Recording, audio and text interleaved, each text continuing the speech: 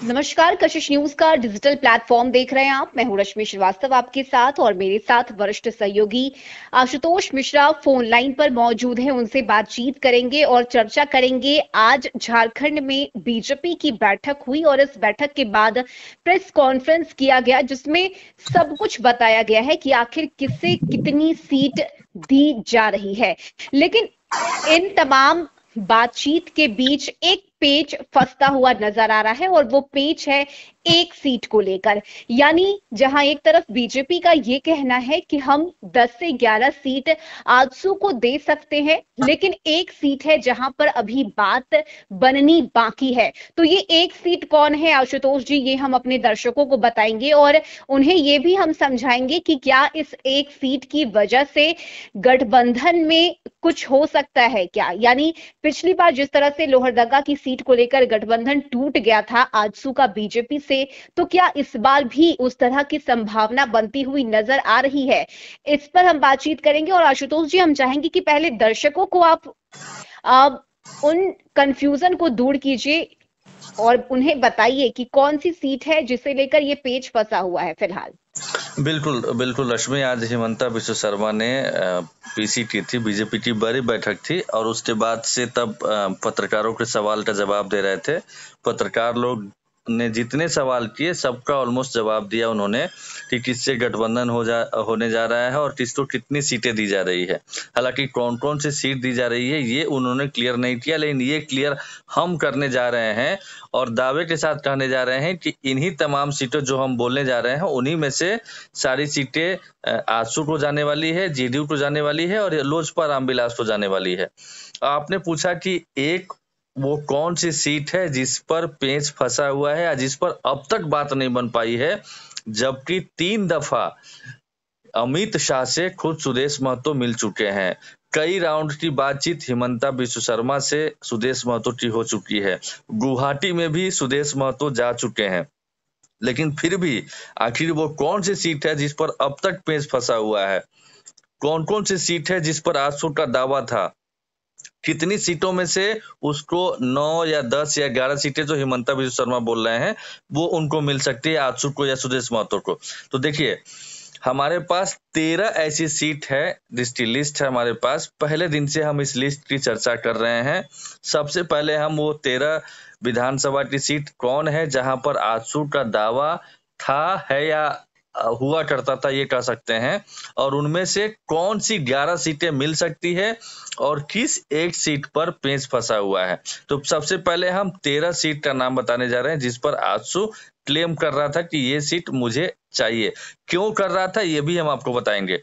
देखिए, डुमरी, पाकुड़, सिल्ली, रामगढ़, लोहरदगा, मांडू, सिमरिया, गोमिया, चंदन क्यारी, टुंडी, तमार, ईचागढ़ और जुगसलाई, इनमें से 2 ऐसी सीट है जहां पर पेच शुरू से ही फंसता हुआ नजर आ रहा था। उनमें से एक सीट है जुगसलाई और एक सीट है ईचागढ़।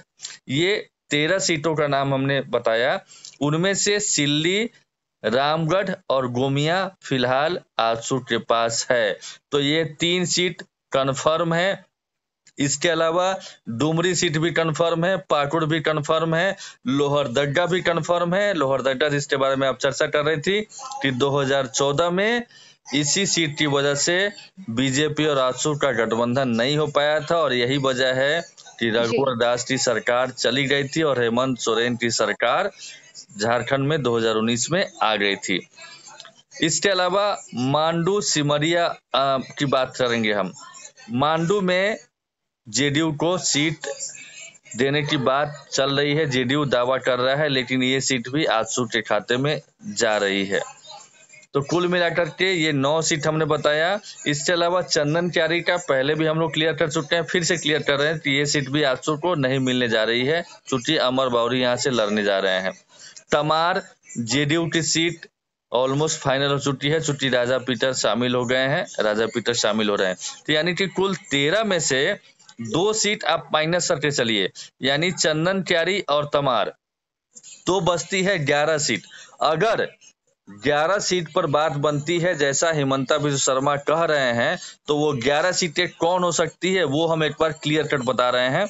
डुमरी, पाकुड़, सिल्ली, रामगढ़, लोहरदगा, जुगसलाई, मांडू, सिमरिया, गोमिया, टुंडी और ईचागढ़, ये 11 सीटें अगर फाइनलाइज होती है 11 सीट पर, हालांकि वो बोल रहे हैं 9, 10 या 11, तीन आंकड़े बता रहे हैं कि तीनों पर सहमति बन सकती है। तो अगर 11 सीट मिलती है तो ये तमाम सीटें मिल सकती है। तमार और चंदन क्यारी क्यों नहीं मिल सकती वो हमने बता दिया। चंदन क्यारी अमर बावरी के लिए है, तमार राजा पीटर के लिए है। अब जो आखिरी वक्त में जिस सीट पर पेच फंस रहा है, वो मेरे पास जो इन्फॉर्मेशन है वो सीट है जुगसलाई, जिस पर कि पेच फंस रहा है। जुगसलाई पर क्यों पेच फंस रहा है तो ये भी हम बताना चाहेंगे। जुगसलाई पर इसलिए पेच फंस रहा है क्योंकि पिछले बार के परिणाम से हम थोड़ा सा वाकिफ कराते हैं। पिछले बार यहाँ पर जेएमएम के मंगल कालिंदी चुनाव जीते थे। इनको जो वोट आया था वो 88,581 वोट आया था। 21,934 वोटों से ये चुनाव जीते थे। 40.95% यानी करीब 41% वोट शेयर इनको आया था जेएमएम के मंगल कालिंदी को। दूसरे नंबर पे कौन रहे थे? मोचीराम बावरी यानी बीजेपी के कैंडिडेट, इनको वोट आया था 66,647। और तीसरे नंबर पे कौन रहे थे? तो रामचंद्र सहित आजसू के, चूंकि आजसू और बीजेपी का गठबंधन नहीं था। अब बीजेपी का क्लेम इसलिए यहाँ पर है, बीजेपी इसलिए सीट नहीं छोड़ना चाह रही क्योंकि मोचीराम बावरी जो हैं वो पिछली बार दूसरे नंबर पर रहे थे, और आजसू इसलिए ये सीट नहीं छोड़ना चाह रहा है क्योंकि 2019 में बेशक वो तीसरे नंबर पर रहा हो, रामचंद्र सहित रहे उनके उम्मीदवार, लेकिन 2014 और 2009 में यही रामचंद्र सहित जुगसलाई के विधायक चुने गए थे। 2014 में गठबंधन था, 2009 में गठबंधन नहीं भी था बीजेपी से, तो भी रामचंद्र सहित यहाँ से चुनाव जीते थे। 2014 में 82,302 वोट ला करके रामचंद्र सहित आजसू के 25,045 वोट से चुनाव जीते थे। 2009 में भी रामचंद्र सहित 42,810 वोट ला करके 3,482 वोट से यहाँ पर चुनाव जीते थे। तो रश्मि समझ सकती हैं आप ये कि आजसू का दावा यहाँ पर क्यों है। बिल्कुल, और जैसा आप बता रहे हैं आशुतोष जी, उस हिसाब से अगर देखा जाए तो चाहे वो बीजेपी हो या फिर आजसू हो, दोनों के अपने अपने दावे हैं और दोनों का ये कहना है कि हमारे पास मजबूत उम्मीदवार है और इसीलिए जुगसलाई से हम अपने उम्मीदवार को उतारेंगे। तो इसीलिए दोनों के ही बीच अभी बातचीत नहीं बन पाई है और हमें लगता है कि आखिरी वक्त तक शायद इंतजार ही करना होगा इसे लेकर। नहीं, आखिरी वक्त अब मुझे लगता है कि आ गया है, और ऐसा हिमंता बिस्व शर्मा ने भी कहा है कि जैसे ही चुनाव की तारीख का ऐलान होगा वैसे ही गठबंधन का भी ऐलान करना लाजमी है, और जो उम्मीदवारों की लिस्ट जारी करने की बात कही जा रही है बहुत पहले से ही, वो भी लिस्ट जारी होगी। तो लेकिन जो पेच फंसा हुआ है इसे कैसे सुलझाया जाएगा? उस लिस्ट को जारी करने से पहले, जारी करने से पहले सुलझाना ही सुलझाना है। अगर नहीं सुलझ पाता है तो फिर इसका खामियाजा 2019 में जिस तरीके से बीजेपी ने उठाया है या आजसू ने भी उठाया है, वैसे ही 2024 में भी उठाना पड़ सकता है। बीजेपी की भी मजबूरी है और आजसू की भी मजबूरी है। आजसू को भी ये लगता है कि बिना बीजेपी के उनकी नैया भी पार नहीं होने वाली है, और बीजेपी को भी लगता है कि बगैर आजसू के गठबंधन के वो सत्ता के शीर्ष तक नहीं पहुंच सकती है। यानी किसी न किसी को तो झुकना ही होगा ऐसे सिचुएशन में। बिल्कुल, तो बीच का रास्ता निकाला जाएगा। और अगर जिस तरीके से हिमंता बिस्व शर्मा आज बोल रहे हैं, आप उसको नोटिस कीजिएगा, थोड़ा सा माइन्यूटली उसका अध्ययन कीजिएगा, तो आपको ये पता चल जाएगा कि बीजेपी फ्लेक्सिबल है। यानी कि 9 पे हम लोग चाह रहे थे, 10 भी दे दिए हैं समझिए, और 11 भी दे सकते हैं। बिल्कुल, और उन्होंने ये भी कहा है कि जितनी भी सीटें हमने आजसू को दी है, ये उन्होंने अपने प्रेस कॉन्फ्रेंस में कहा है कि हमने अच्छी सीटें दी है। बिल्कुल। तो कुल मिलाकर के बीजेपी को ये पता है और आजसू को भी ये पता है कि दोनों एक दूसरे की मजबूरी है, और दोनों साथ रहेंगे तो ही मुकाबला किया जा सकता है, अन्यथा बिल्कुल नहीं। तो अगर एक सीट दे करके हमारा मुख्यमंत्री बन सकता है, हमारी सरकार बन सकती है, तो बीजेपी ऐसा पहले भी करती आई। आपको याद होगा बिहार में ना कि 2014 में क्या बीजेपी और जेडीयू अलग लड़े थे, 30 सीटें बीजेपी को आई थी, लोकसभा में सांसद चुने गए थे बीजेपी के। लेकिन 2019 में जब गठबंधन हुआ तो बराबर पर सीटें 17 सीटें ली गई जेडीयू, यानी कि कई ऐसे सीट थे जो बीजेपी ने कुर्बानी दी, अपने सिटिंग सांसदों की कुर्बानी दी और जेडीयू के खाते में वो सीट थी।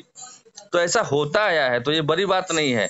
एक और सीट है ईचागढ़ की, उसके बारे में बात करना चाह रहे हैं। मेरे पास इंफॉर्मेशन है कि जुगसलाई सीट को लेकर ही पेज फंस रहा है, लेकिन एक ईचागढ़ सीट भी हो सकती है जिसको लेकर के मामला फंसा हो। ऐसा क्यों, वो भी हम बताना चाहते हैं। क्यों दावा कर रहे हैं बीजेपी और क्यों दावा कर रहा है आजसू? तो देखिए, हरिलाल महतो पिछली बार वहां पर दूसरे नंबर पे रहे थे और सविता महतो ने चुनाव जीता था, जेएमएम की कैंडिडेट है। 57,546 वोट आया था सविता महतो को, 18,710 वोट से इन्होंने चुनाव जीता था। हरिलाल महतो जो है आजसू के, सुदेश महतो की पार्टी के, इनको आया था 38,836 वोट। और साधुचरण महतो जो बीजेपी के कैंडिडेट है, इनको वोट आया था 38,485 वोट। अब यहाँ पे आजसू का दावा इसलिए है कि हम नंबर 2 पोजीशन पे रहे थे, और बीजेपी का दावा इसलिए है चूंकि इनको नंबर 2 और 3 में अगर वोटों का अंतर देखा जाए तो 300 के आसपास है, यानी साधुचरण महतो और हरिलाल महतो में। और बीजेपी का दावा इसलिए भी बनता है चूंकि 2014 में बीजेपी ही यहाँ से चुनाव जीती थी, यानी कि साधुचरण महतो जो अब की बार 2019 में तीसरे नंबर पर आए थे, 300 वोट से कम हो गए थे आजसू से, वो 2014 में यहाँ के विधायक रह चुके हैं। इसीलिए यहाँ पर बीजेपी का क्लेम है और इसीलिए वहां पर आजसू का क्लेम है कि पिछली बार वो दूसरे नंबर पर रहे थे। तो ये 2 सीट है, जुगसलाई और ईचागढ़। वैसे हमारे पास जो इंफॉर्मेशन है वो जुगसलाई को लेकर ही पेच फंसा हुआ है। तो ये बड़ी जानकारी है और इतना भी तय है और इतना भी समझ लीजिए कि ये सारी चीजें जो भी होने वाली है वो अगले 24 घंटे से लेकर के 48 घंटे के अंदर पेच जो भी है सुलझ जाएगा। और मेरे पास ये भी इंफॉर्मेशन आ रही है कि बीजेपी आजसू को 11 सीट दे दे तो आश्चर्य नहीं होना चाहिए। रश्मि, बिल्कुल, और इसीलिए जिस तरह से अभी जो जानकारी मिल रही है कि कल चुनाव आयोग की भी प्रेस कॉन्फ्रेंस है और चुनाव की तारीखों का ऐलान किया जा सकता है इस प्रेस कॉन्फ्रेंस में। ऐसे में बीजेपी भी अपने लिस्ट को जारी करेगी और जैसा आपने बताया एक इंफॉर्मेशन ये भी आ रही रश्मि, हम बताएंगे कि बीजेपी पहली लिस्ट तो सामने आ रही, बात है पहली लिस्ट, लेकिन हो सकता है कि ऑलमोस्ट मतलब ज्यादातर उम्मीदवारों के नाम का ऐलान कर दे और घोषणा पत्र भी बीजेपी का जो है वो भी पहले चरण का जो पंचप्रण आपने सुना होगा, देखा होगा सब लोगों ने, वो तो जारी हुआ है। रेस्ट के बारे में कहा जा रहा था तो उस पर तैयारी चल रही, मंथन चल रहा है, वो भी जारी कर सकते हैं। तो वो भी मतलब घोषणा पत्र भी जल्द से जल्द जारी हो सकता है और उम्मीदवारों की लगभग फाइनल लिस्ट भी सामने आ सकती है, यानी पहली लिस्ट ही मैक्सिमम लिस्ट होगी, मतलब ज्यादा उम्मीदवारों के नाम का, ऑलमोस्ट संभवतः सारे उम्मीदवारों के नाम का ऐलान भी हो सकता है। और आजसू और जेडीयू भी आने वाले दिनों में मतलब अगले 48 घंटे से 72 घंटे में उनकी तरफ से भी उम्मीदवारों के नाम का ऐलान हो सकता है। सब कुछ जल्दी खत्म भी करना होगा क्योंकि अब तो तैयारी करनी होगी, अब आपको मैदान में उतरना होगा, जनता के बीच जाना होगा। तो ऐसे में जब तक चेहरा कौन होगा, वहां से उम्मीदवार कौन होंगे, ये जब तक पता नहीं चलेगा तो जो पब्लिक है, जो जनता है, वो भी कंफ्यूजन की स्थिति में रहेगी कि हाँ, हमारे उम्मीदवार कौन होने जा रहे हैं। बिल्कुल, देखिए बीजेपी के पास एकमात्र मोटिव है, एकमात्र लक्ष्य है, और वो लक्ष्य है कि हमारी सरकार बने झारखंड में, हमारा मुख्यमंत्री बने। और इसके लिए जो भी कुर्बानी देनी पड़े, जो भी करना पड़े, साम दाम दंड भेद सब कुछ, वो तमाम चीजें हम अपनाएंगे, करेंगे, लेकिन सरकार बनाएंगे। इसके लिए कुर्बानी देनी पड़े, सीट मैनेज करना पड़े, जो भी करना पड़े। हिमंता बिस्वा शर्मा कह भी चुके हैं कि हम सरकार बनाने के लिए सब कुछ करेंगे, तमाम कोशिश करेंगे। यही वजह है कि कई लोगों को लाया भी जा रहा है। आज भी एक कांग्रेस की नेत्री, जहां तक मुझे नाम है यार, मंजू देवी शायद है, वो शामिल हुई हैं। और चंपई सोरेन हो गए, बाबूलाल सोरेन हो गए, लोबिन हेम्ब्रम होंगे, बरकट्ठा के विधायक हैं, अमित यादव वो हो गए, कई लोग शामिल भी हो रहे हैं। मोटिव यही है कि किसी तरीके से इस बार सत्ता के शीर्ष तक पहुंचा जाए, बहुमत का जो जादुई आंकड़ा है 41, वहां तक पहुंचा जाए। रश्मि। बिल्कुल। और जो सलाई और ईचागढ़ ये 2 सीट है जिसे लेकर पेच फंसा हुआ है और जैसा आपने बताया कि लगभग ये मानकर चलना चाहिए कि बीजेपी आजसू को 11 सीट दे भी सकती है क्योंकि नुकसान कोई भी अभी सहने की परिस्थिति में नहीं है और लक्ष्य सीधे-सीधे झारखंड का इस बार का विधानसभा चुनाव जीतना है और ऐसे में कोई भी हथकंडे बीजेपी अपना सकती है। नुकसान ना हो बीजेपी को और आजसू को, इसका भी ख्याल पार्टी की तरफ से रखा जाएगा। बहुत शुक्रिया आशुतोष जी आपका इस बातचीत के लिए और ये तमाम जानकारी जो इस वक्त हमें लोग देख रहे हैं, कशिश न्यूज पर सुन रहे हैं, उन तक पहुंचाने के लिए। और इस वक्त हम चाहेंगे कि आप भी कमेंट करके ये जरूर बताइए कि आपको क्या लगता है, किस सीट को लेकर ये असमंजस की स्थिति है या फिर पेच फंसा हुआ है, किस सीट पर बीजेपी और आजसू को झुकना चाहिए। तो आप हमें अपनी बातों को कमेंट के जरिए भी बता सकते हैं और हमारे यूट्यूब चैनल को सब्सक्राइब करें, वीडियो को ज्यादा से ज्यादा शेयर करें। नमस्कार।